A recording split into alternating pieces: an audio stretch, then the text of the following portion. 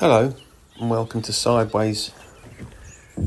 We're indoors looking out the window at the rain, so I'll have to add some birdsong to this week's episode, but I promise it will be birdsong that I've actually recorded when I've been actually walking, when it isn't quite so foul outside.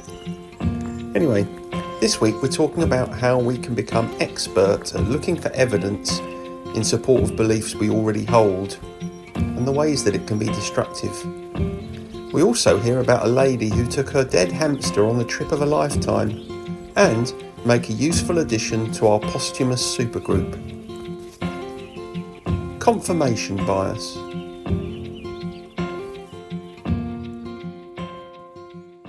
Morning. Good morning to you. You all right? Yeah, sorry I'm late. Yeah, no, that's okay. I understand you're a busy man.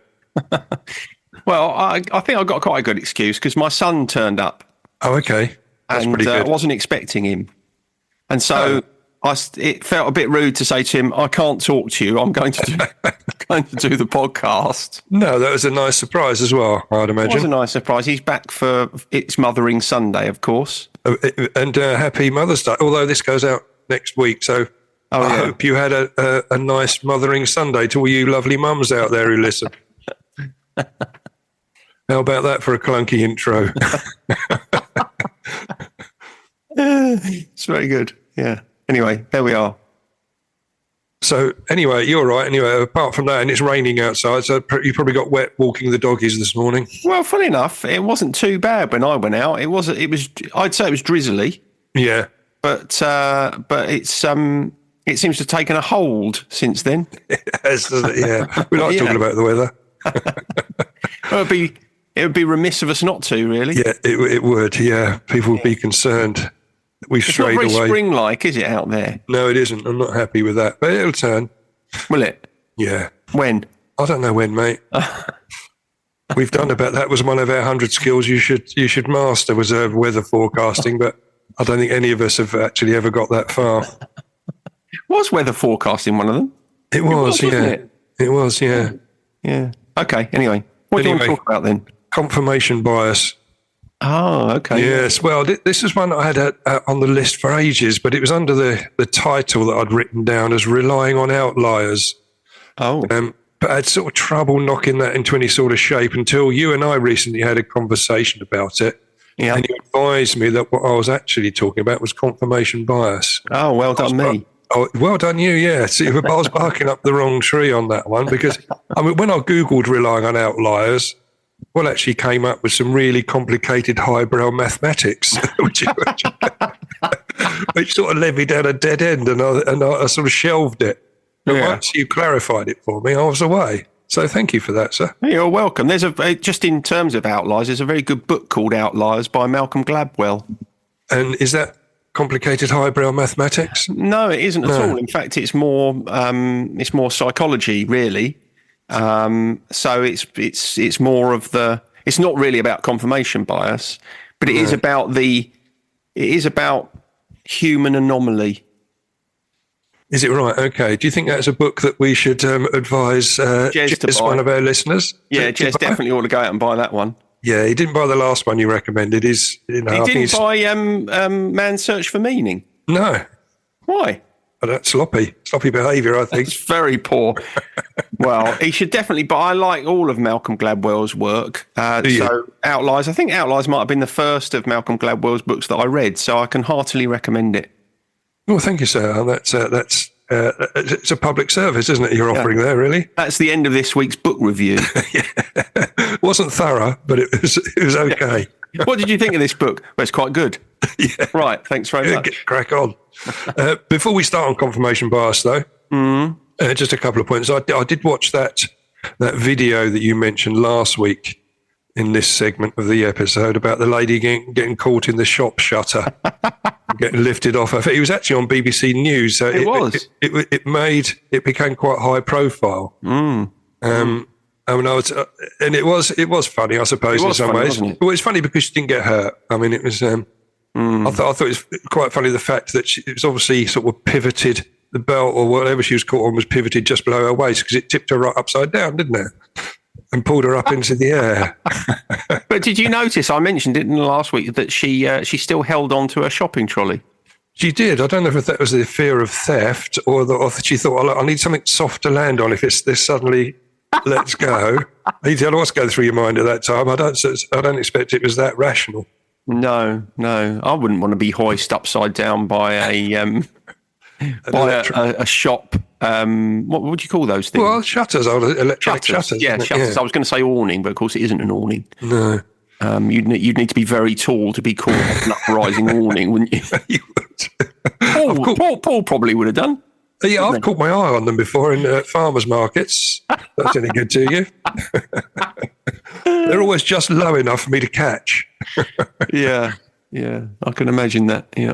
Anyway, a couple of headlines that caught my attention this week. The first one was man goes in for gallbladder surgery and ends up getting a vasectomy instead, which that was in Argentina. So you don't want that, do you? What was that? Was it an accidental vasectomy or... Oh, so they just got it wrong? Just got it wrong. Wow. Yeah. Okay. So that's quite serious, isn't it? It's really, yeah. I mean, unless, of course, he had children and he decided he'd finished. No, he hadn't made that decision, but it was made for him. But I think that can be reversed. They can reverse them these days, can't they? Yeah, they can. Oh, it's surprising. I've heard a couple of examples of that happening where people go in for operations and they've had the last one I can remember was the wrong eye operated on. No. Yeah. Now, tell you what puzzles me about this. You'll have had operations in your life. Mm.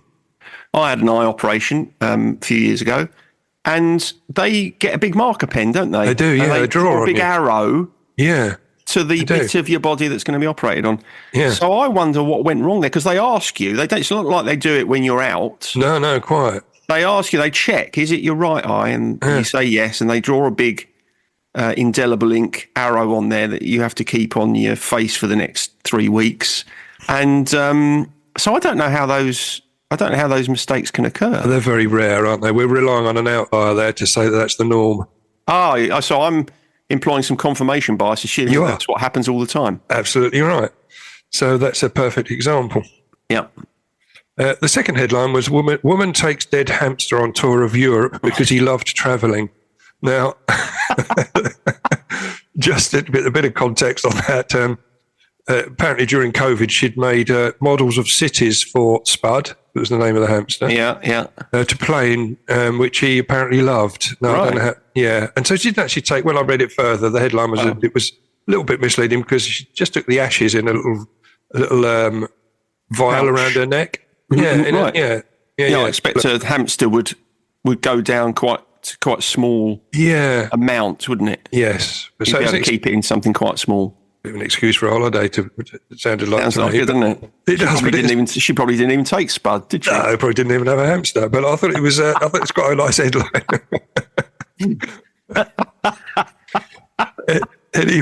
Anyway, before we go further ado, I think we just need to define what confirmation bias is, if that's okay with you, mate. Yeah, let's do that. Yeah. The research led me to find that it's defined as the tendency to search for, interpret, favour and recall information in a way that confirms or supports one's prior beliefs or values. Yeah. I expect we've all probably been guilty of using that in the confirmation bias in the past. Yeah. I mean, or we know plenty of people that do. I think when you and I were talking about this, we were talking about the example where people that smoke will say, well, my nan smoked 80 a day and she lived till she was 90. Mm-hmm. And that was a reason that they would continue smoking themselves. They didn't see it as because most people that smoke would have passed away much earlier than that. Yeah. Because this one example that's treated as the norm, or this person treated as the norm to back up their behaviour. I can give you an example of confirmation bias as it relates to me. Okay. So my feelings about myself and DIY. Yes. Are confirmation bias. So I only look, when I think of myself as a DIYer, what immediately comes into my mind are only my disasters. Yeah. So I sort of automatically delete. I discount anything that I've done that's actually turned out okay. And I only think about the examples that I've made a terrible hash of And the reason I do that is because that helps me to fulfill the belief that I already have that I'm shit at DIY. And it's a great that's a great segue into why this is very important in recovery. Yeah. Because people will either search out stats to say that's too hard. I'm not going to bother to go down the recovery, or they try a couple of times and say no, can't do it. They won't go on because they're convinced. That one or two attempts has not, a bit like you with the DIY, and they'll only then look at that and think that's going to form my opinion going forward. Yeah, it has, and you're probably going to come on and talk about this, but it has a potentially even greater impact when it comes to experiencing confirmation bias about who you are, about your own personal qualities. Yes, I do touch on that, about self-esteem and that sort of thing, but you're absolutely right. But it is important because it can stop people going into recovery, because they may have tried a couple of times on their own and thought, no, can't do this. So it's something that does need to be talked about. And I used to use it myself. I used to go to AA meetings to try and find someone that drank more than me and think, right, that's okay, I'm definitely not an alcoholic. And it was a struggle to find someone that drank more than me, but eventually I found one and said, that's it. I'm not an alcoholic. So it is dangerous in our game. That's very good, yeah. But it is, it's often at its strongest, isn't it? We don't use it all the time, but it is its strongest when dealing with emotionally charged issues or when we search for desired outcomes. And I don't think we take all the blame sometimes, because we can be strongly influenced by popular narratives, can't we? Or cultural beliefs or family values. They can all feed into this situation where we've already had a bias towards a certain outcome, regardless of potentially of what the evidence suggests. Yeah. But again, the research advises me that it's almost like a human trait, because we use it to jump to quick and easy conclusions to a set of circumstances. It's an efficient way to deal with data. And that the only problem is then that when that becomes ingrained in our thinking. It's also a problem if that belief is a negative or limiting one. Yes. And just coming back to your point, another reason people show confirmation bias is to protect their self-esteem.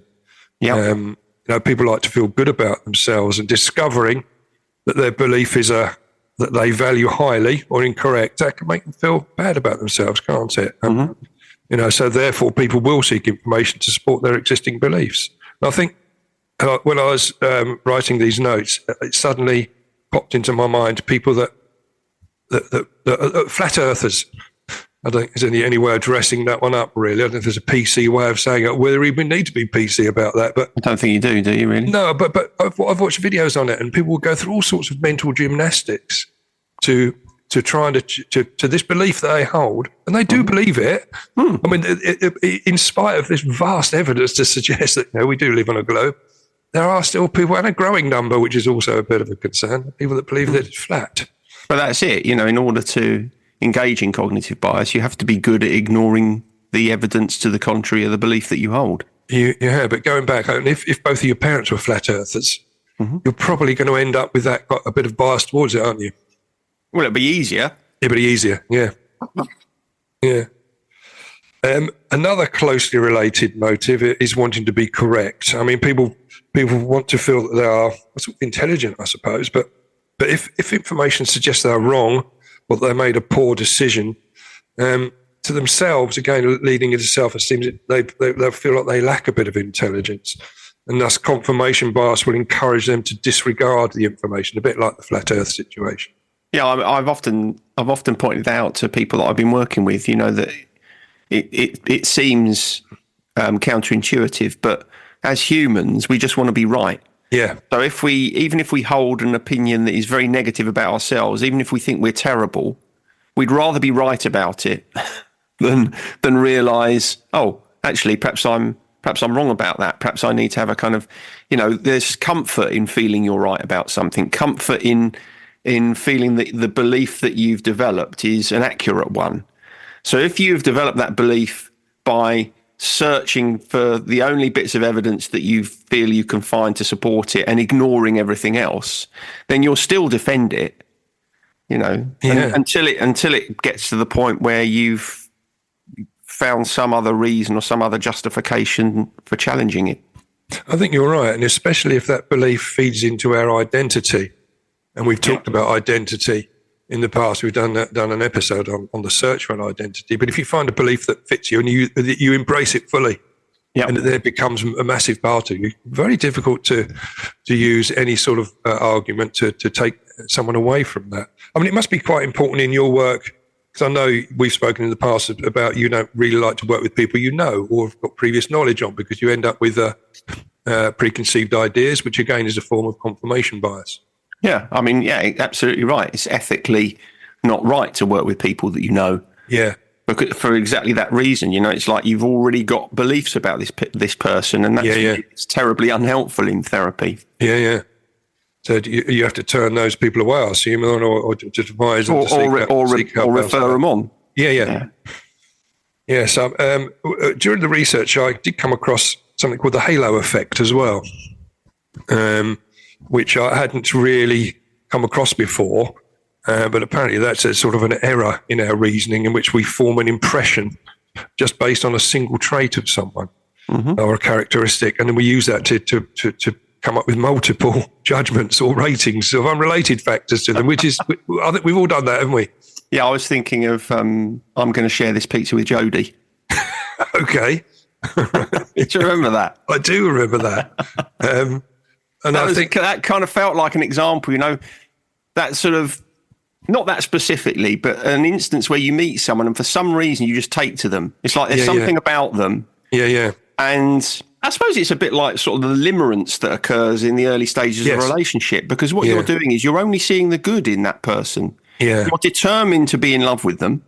And so, all of the irritating little habits that might further down the line drive you mental, you'll completely ignore. Oh, isn't it sweet that you leave the toilet seat up? Yeah. Oh, I love the way you never put the top on the toothpaste. That sort of stuff. So yes.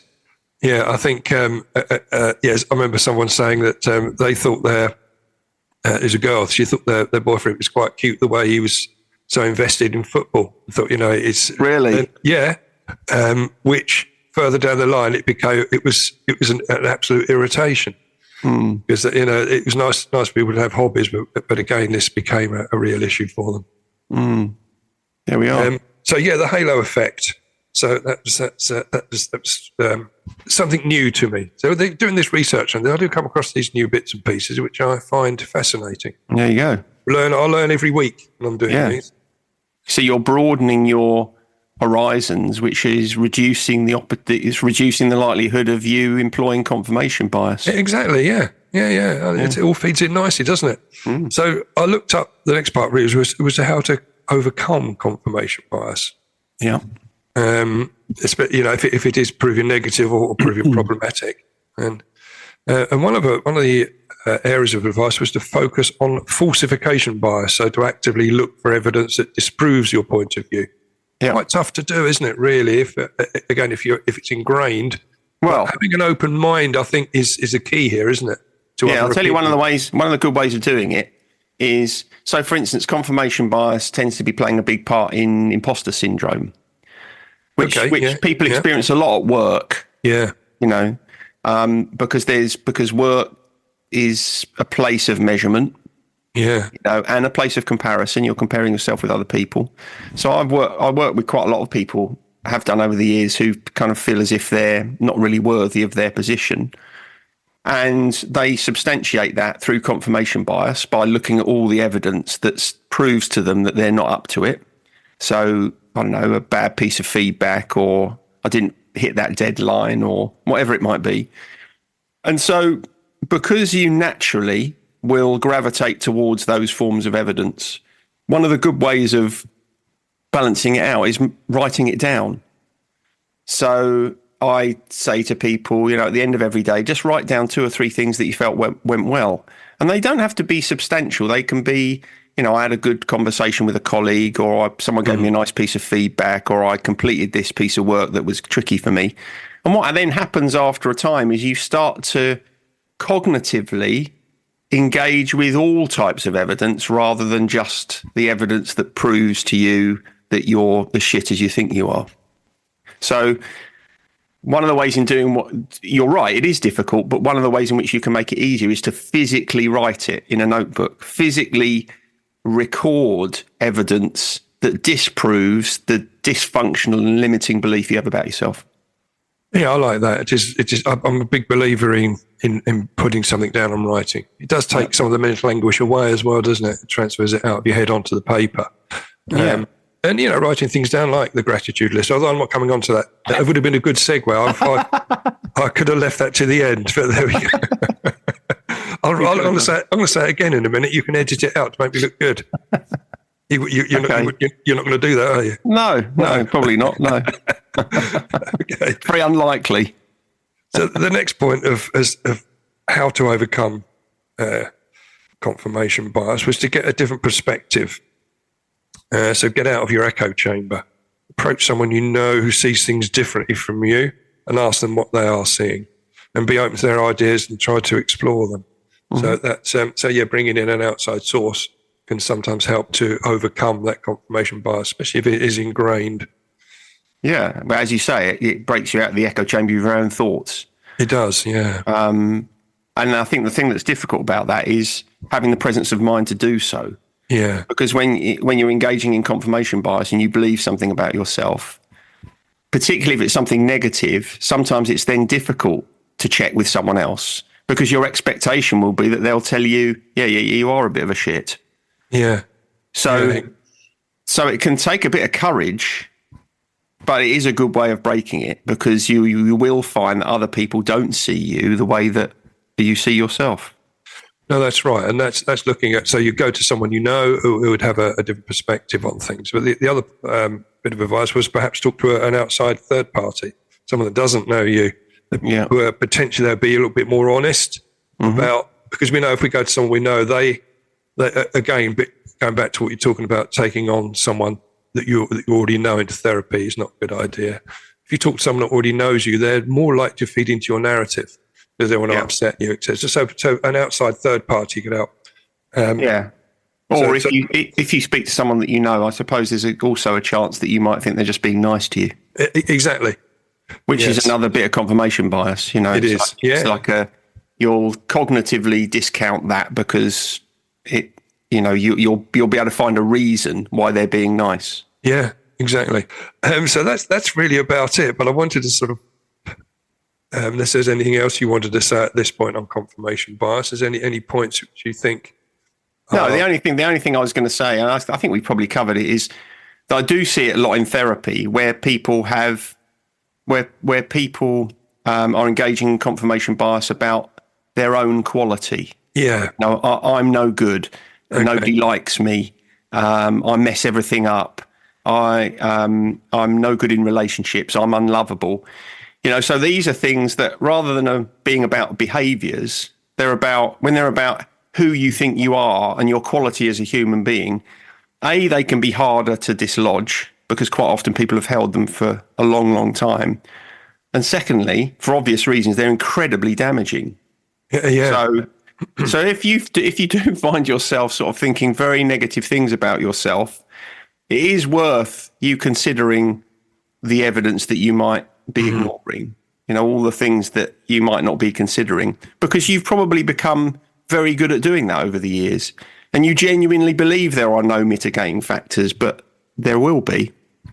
Oh, for sure. And but again, that's ingrained self-analysis, or the way you see yourself. That can be influenced, can't it, by outside? Say if you've had a bad relationship with your parents for a long time, they've always told you you're wrong and you're bad, and that's going to feed into that confirmation bias, isn't it? So to undo that, I'd imagine therapy can take a bit of a while to get there, but that's one of the best routes through.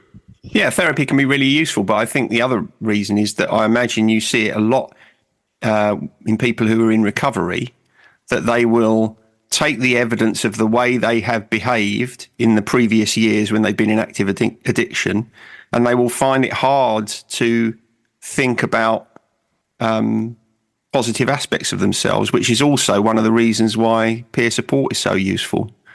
because you've got other people around you who won't necessarily be contradicting what you're saying, but they'll be encouraging you to question it. And that's the thing that's important. You don't have to suddenly go from I'm a terrible person to, oh no, I'm not, I'm brilliant. But what it's really about, you questioning it. Oh, I believe this, but maybe there's stuff that I'm missing. And as I say, I think that's why something like peer support is so important. It is very important, and it does tend to work. And it's surprising how many people come in and use confirmation bias to sort of reject compliments as well. The view of themselves is so poor that if someone does pay them a compliment, it doesn't sit easily with them. And I know I found that certainly initially, but over time that does ease. It does get better, and you do start to, your self-esteem starts to rise, and you can start to accept them. That's a really good example, actually. And I don't know if we've covered this before, but I think we have. But that speaks to the importance of opening yourself to compliments. When someone says something nice to you, just responding with "thank you." Yeah. Rather than, oh, it was nothing. Oh, don't be silly. Oh, no, I haven't done anything. As you say, that will compound your own negative self-view. Yes. So if you can bring yourself just to accept it, just to let a compliment in, that is beginning the work of undoing that destructive self-image. It is, and that's not an overnight success thing either. It's something you have to constantly work on. But it does get better, and I see people get better at doing that over the years I've been running groups. I was just trying to think of someone who was an overnight success then, and I couldn't think of any. No one sprung to my mind. Bobby Crush, perhaps? Overnight. And I'm going back a bit, but... Well, I think I was listening to an interview with Val Doonican. Was he an overnight success? Well, he laughs about it. He said because he'd been working away for years. Yeah. And then suddenly he got a fluke spot on someone's show, and he played Delaney's donkey, and he became an overnight success. It rocketed up the charts, and everyone wanted to have a bit of Val after that. Yeah. So he sort of jokes about his overnight success taking many years to get there. Yeah. I'm not going to inquire too far about you listening to an interview with Val Doonican, but No, thank you. Thank you. No. It was just at the start of a YouTube clip. I wanted to listen to Delaney's donkey. Did you? Why? Well, I like it. Reminds me of my dad. Oh, okay. No, that's fair enough. To have a listen to it. Yeah. A little quote I just wanted to read out for you, just to round up what we've been talking about. And it goes like this: confirmation bias is our most treasured enemy. Mm-hmm. Our opinions, our acumen, all of it are a result of years of selectively choosing to pay attention to that information only which confirms what our limited minds already accept as truth. Yeah. Okay, now that was a quote by someone called Ina Catrinescu. Now, she's a Moldovan emotional intelligence therapist. Right, so if you can't trust a Moldovan emotional intelligence therapist, now who can you trust? I don't know, but it's good advice. I think so. From a Moldovan emotional intelligence coach. Yeah. Therapist. Sorry. You call yourself therapist, but yeah. So I thought it was quite a nice little way to round this up anyway. It is very good. Yeah. So I was going to go onto the gratitude list then, if that's okay with you. Oh, I'll tell you what, I haven't thought of anything. Oh, right, okay. That's okay. You can... I'll go first. You go first, and while you're talking, I won't listen to you. I'll just think of something. Yeah. Okay. Well, we can come back to it. You can. I can put it in. I could edit something in, couldn't I? You could. I could think of something whilst I'm walking amongst birdsong. Well, do you remember the last 2 weeks I've had free cakes, I've had free bread. Okay, now this is continuing the theme, okay? Yeah, what is it this week? This week I was free peanut butter. Free peanut butter? Yeah. Hang on, okay, so tell me about this. Well, yeah, what actually, there's one of the girls who lives near me from groups. Sometimes we walk up together on the way after groups, walking back home. And we just got talking, and she said, I bought some peanut butter, but I've got too many jars. I bought some for some cooking. Right. And I'm not really that keen. So would you like it? Yeah. Hang on, she bought some peanut butter for some cooking, and then she decided she wasn't keen on what she was making. Yeah. I think she was making it for someone else, or she had more than she required for her particular project. All right. Okay. So obviously, the first question I need to ask you is crunchy or smooth? Smooth. Okay. So now I'm less interested. Okay. What make was it? Oh, KP. Oh, KP. Okay. Yeah, I think so. Yeah. Yes. See, I buy the nutty peanut butter that comes in a paint tin. Have you seen that? Yeah, no. It looks like a tin of paint, but it's actually full of peanut butter. I mean, I am a big fan of peanut butter. Yeah, very big. You? I love it. Yeah. What do you tend to have? What do you tend to have your peanut butter with? Do you put anything with it? I do, but you won't like what I'm going to say because I normally have peanut butter on toast with mayonnaise. That's a disgrace. I think we've had this conversation, haven't we? We have, or salad cream, even better. Oh, that's absolutely foul. Yeah, because I have it with Marmite, which is excellent. Yeah, I've not tried that. Or honey, which is great because it tastes like that old peanut brittle, but your teeth are safe. I could try that. But I just eat it with a spoon, quite frankly. Peanut butter. Well, I don't know if I could do that. But anyway, I was grateful for that. I think it's a very kind gesture. It is, yeah. Appreciated it. Yeah. So have you thought of anything, or do you want to come back? I will think of something. I mean, I didn't think of anything while we were talking because, unfortunately, you had something that was interesting to me. Right. So you weren't very helpful because you could have, if you'd picked something that I'd found incredibly dull. You could have. Yeah. So I think I'll tell you what I'm going to choose. I'm going to say I'm grateful that my children are home today. Because I don't see them very much these days. They've come home for Mothering Sunday, and even though I'm not their mother, I will still benefit from their presence. Yes. So although Tom made me late for the podcast this morning, I'm grateful to see them and to spend their time with them. Yeah, that's very good. It's nice, isn't it? Because when your kids move away, that's quite nice because you think, oh, that's good. They're able to lead independent lives. But then it's especially nice when they come home again. It is. I'm hoping that certainly my youngest, who's up to see her mum today from Surrey, so she's going to call in on the way home. So again, I share your joy and gratitude for that. So I could have put that on next week's list. So I might still put it on next week's list. Yeah, you could do. Yeah, I'm still thinking about peanut butter. Actually, I'm also thinking about Val Doonican and his, what's the name of the song? The donkey? Delaney. Well, that's not the name of the donkey. Delaney had a donkey. Delaney had a donkey. Yeah, because you called me a donkey the other day. I did, yeah. And I wonder if you called me a donkey because it was on your mind. It may well have been. Donkey was on your mind. It may well have been, yes. That is their song with the guy I've been working with for many years. We do the painting and decorating together. That's their company song, Delaney had a donkey. Oh, is it? Yeah. So yeah, we'd forgotten about it for a long time, so we thought we'd have a listen to it the other day, which is where I come across this small part of an interview. Quite right. Well, that probably was why donkey was on your mind, and you called me a donkey then. Absolutely, yeah. Yeah. I'm going to move on then quickly just to this feature which we have, which is 100 skills that every person should master. Yeah, come on. What's on there this week? Change a nappy. Or to our American cousins, a diaper. A diaper. No, I'm totally on board with that one. Yeah.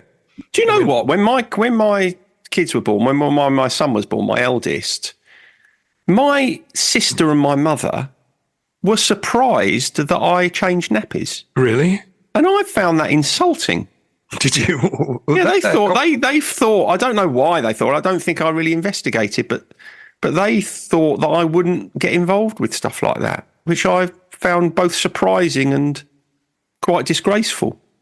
They had confirmation bias towards the role of the man and the woman in a relationship. Yeah, I think that's what they did. Or perhaps they thought that I would be too squeamish for dealing with dirty nappies, but I never had any problem with changing nappies. No, nor did I. And certainly with my oldest, I can't remember if we did with my youngest as well, we used the terry toweling nappies as well, which is more difficult. Yeah, we did. Wow. My wife being a nurse, she thought it was much more healthy to use that. So it's probably environmentally better, isn't it? Absolutely. And it was so they're tougher, I've got to say. So let me ask you this. Okay. If you were faced with changing a nappy now, do you think you'd still remember it? Is it? Have you still got that sort of? I think recall? So. Yeah, it's 30 odd years on, but I think so. You'll still be able to do it. You won't put it on back to front or anything. No, I remember getting the toweling into protocol. a triangle. I do. I know the system. Yeah. Yeah. No, I think that is a skill. Yeah. Well, assuming there are children in your life, babies in your life in some respect, then I think that is an absolutely necessary skill. And if there's anyone here that has a baby in their life that doesn't change a nappy, you're a disgrace. Quite frankly. Well, that's a very strong opinion, and I'm sure shared by many people. I'm willing to lose listeners over that. Well, that is a confirmation bias towards that being the right way forward. Childcare should be everyone's responsibility if you've got a child in your life. Absolutely right. No, I agree. I'm going to have to get you off this because you are starting to get on a bit of a soapbox there, mate. So I'm going to ask you about On This Day in Music, but which year? 3 little questions, which I know you love. Yeah. And the first one, do you remember which year Adele had a number 1 in the UK with Someone Like You? Well, her albums have been coming out for about more than a decade, haven't they? I can't remember where that was in the chronology of her work. In her canon of work. In her canon. I can't remember where that was in Adele's canon. So I'm going to have to. This is going to be an absolute punt. In fact, you're an absolute punt for asking me. I'm going to go. Where are we now? 2024. She must have had an album out 2 or 3 years ago. 2021. I'm going to go 2013. Oh, you hit the post again at 2011. So very close again, mate. You're getting better. You're getting closer over the week. That is an early one then for her, isn't it? Was that off her first album? I think it was. I remember. I think she sing it at the one of the award ceremonies. Probably. I mean, this is going to sound much worse than it's meant. Okay. But a lot of Adele's songs kind of meld into one for me. Right. Oh, okay. Someone like I don't think she actually wrote it, did she? This was didn't she? I don't know. No, I've got a feeling I think she's great, but I'm not sure I'm very good at distinguishing one of her songs from another. A bit like Status Quo. Well, yes, everyone has a sort of a template, I suppose. Yeah. So, which year? Okay, was Nick Kershaw born? Nick Kershaw. So he's going to be older than me, I think, but probably not by much. I'm going to say quite big in the 80s, wasn't he? Big in the 80s. Yeah, I was big in the 70s.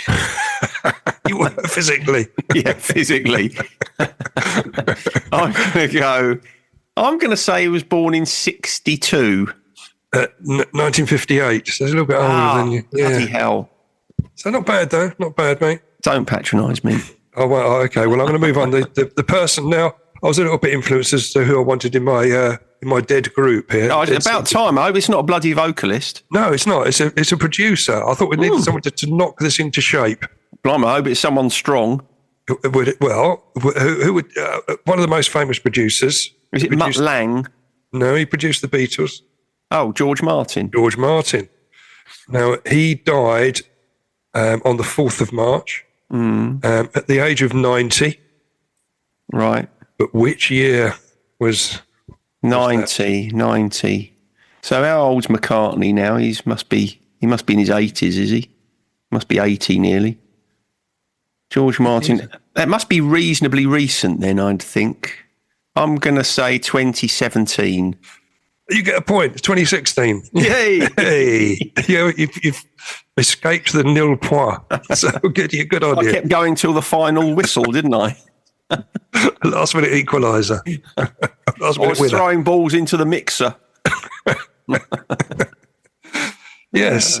Very good. So, I thought he'll be able to sort of knock their output into some sort of shape. Do you know what? I'm not sure he'd take the job. He probably wouldn't. No, I don't think he'd take it. I think he'd say, "I don't need that shit in my life." He probably would too, but he's not in life anymore. He's in death. He's upstairs. I don't need that shit in my death. Well, all of the people in our band are dead, aren't they? That's it. No, they're not. It. Yeah, they are. Yeah, dead supergroup, aren't they? Yeah. Apart from the original one, Vangelis. Well, Vangelis isn't, I don't think, is he? I think he is, isn't he? Oh, he is, yeah, I think he is. Yeah. Oh, so yeah, a dead supergroup, but of course they are, yeah. Yeah. Okay, good. Dead Well, heads. I look forward to their first release. Yeah. The Dead Kennedys. Grateful Dead. They're all there, aren't they? I can't think of any others. Are there any others? No. Grateful Dead. Anyway, that's one to ponder on for the rest of the day. The Dead South. Oh, yeah. Yeah, one of my favourites. One of my current favourites. Yeah. Anyway, Killing Joke you could have, couldn't you? Killing Joke. Yeah, we could go on forever, couldn't we? Eventually we'd find out. Probably. I think people would get a bit bored with that, wouldn't They would. I think I am already. So, yeah, let's go. All right. Let's finish. Yeah. See you next time. See you next time, mate. Bye. Laters. Bye. Sideways was created by Graham Landy and Martin Pankhurst. If you want to read more about our work or sort through the extensive archive of past episodes, just visit grahamlandywellbeing.co.uk/sideways-podcast. You can follow us on Twitter or Facebook or Instagram at Sideways Podcast, and you can email us if you have a question or if there's something you'd like us to cover. But most of all, we want to tell you how grateful we are that you come and listen, and we ask that if you've enjoyed what you've heard, that you spread the word. And we'll see you next week.